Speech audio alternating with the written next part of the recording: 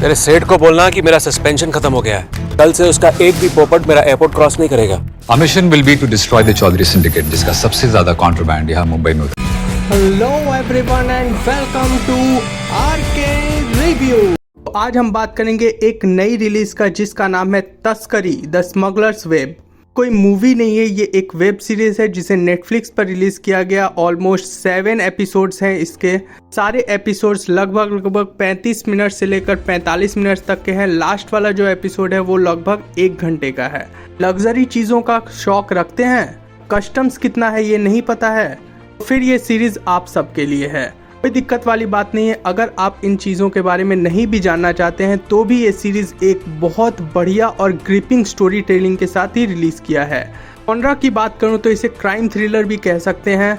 Custom officers की life को बहुत ही बढ़िया तरीके से और बहुत ही डिटेलिंग के साथ में यहाँ पर प्रेजेंट किया गया है। किन किन चीज़ों का स्मगल किया जा सकता है और किन चीज़ों की स्मगलिंग एक्चुअली में होती है, यहाँ पर बहुत ही बारीकी से यहाँ पर डिटेलिंग किया गया है। चाहे तो नीरज पांडे से आप इस बारे में ट्यूशन भी ले सकते हैं। आर्मी के बारे में पढ़ा देखा है, हमने नेवी के बारे में जानकारी ली है, एयरफोर्स के बारे में जानकारी रखते हैं, बट हाँ कस्टम ऑफिसर्स के बारे में बहुत ही कम लोगों को जानकारी होती है। नीरज पांडे सर ने इस चैप्टर को बहुत ही ब्राइटली एक्सप्लेन किया हुआ है। कहानी की बात करूँ तो कहानी बस इतनी सी है कि आप लग्जरी आइटम्स को बाहर से खरीदते हैं। जब आप खरीद कर इंडिया में आते हैं तो आपको एक स्मॉल ड्यूटी पे करनी होती है। अगर आप वो बिना ड्यूटी के पे किए हुए अंदर आ जाते हैं तो वो एक सरकार के लिए बहुत ही ज़्यादा घातक साबित होती है। हमारी इकोनॉमी में इससे बहुत बड़ा फर्क होता है। उसी स्थिति को संभालने के लिए यहाँ पर कस्टम ऑफिसर्स को नियुक्त किया जाता है।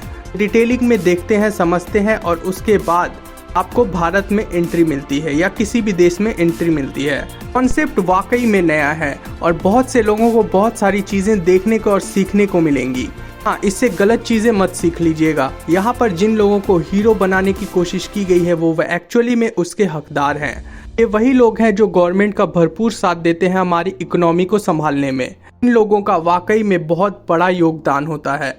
7 एपिसोड्स और हर एक एपिसोड्स ऑलमोस्ट 35 से 45 मिनट और लास्ट का जो है वो 55 मिनट का है। इतनी लंबी सीरीज होने के बावजूद भी कहीं पर भी आप 1 सेकंड के लिए भी बोर नहीं होंगे। एपिसोड वाइज भी जहां पर खत्म किया गया है, पहले एपिसोड को खत्म करने के बाद आपको ललक होगी कि आप दूसरे एपिसोड को जल्दी से जल्दी देखें। सारे एपिसोड्स को बहुत ही हाई नोट पर एंड किया हुआ है। इसी वजह से आपको नेक्स्ट एपिसोड में जानने की बहुत ही ज्यादा इच्छुक होगी कि आगे क्या होने वाला है। जब लग्जरी आइटम्स को हम खरीद कर यहाँ पर लाते हैं और इंपोर्ट करवाते हैं तो उस पर जो हम टैक्स पे करते हैं, जो रिसिप्ट मिलती है उसे लीगली हम इंडिया में रख सकते हैं। बहुत से लोग ऐसे हैं जो इन टैक्स को पे नहीं करते हैं और उसे छुप छुपा कर अंदर ले आते हैं और उसी चीज़ को कहते हैं स्मगलिंग।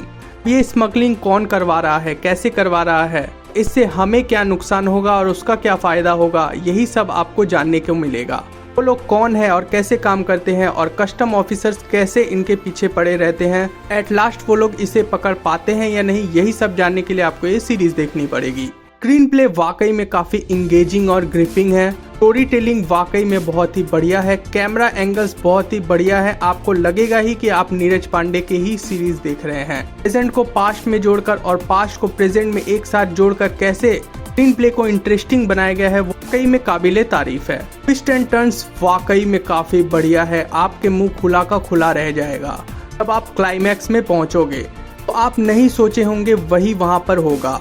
नीरज पांडे सर हमारे दिमाग के साथ खेलने में बहुत ही ज्यादा माहिर हैं। क्लाइमैक्स वाकई में काफी इंटरेस्टिंग है।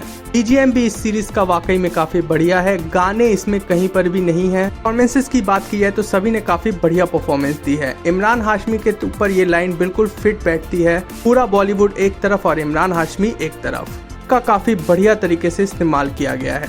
शरद केलकर काफी टाइम के बाद उनका स्क्रीन प्रेजेंस वाकई में काफी दमदार था। दोनों को प्रेजेंट करने का तरीका वाकई में काफी दमदार था। बाकी के सपोर्टिंग कास्ट में नंदीश संधू, अनुराग सिन्हा, अमृता खानविलकर, जोया अफरोज, जमील खान इत्यादि इत्यादि सभी ने अपनी भूमिका बेहतरीन निभाई है। इतनी बढ़िया स्टार कास्ट है कि आप 1 सेकंड के लिए भी इनसे नजरें नहीं झुका पाओगे। मोस्ट एक नई और फ्रेश कास्टिंग है, बट बावजूद इसके सबके सब ने काफी दमदार रोल किया है।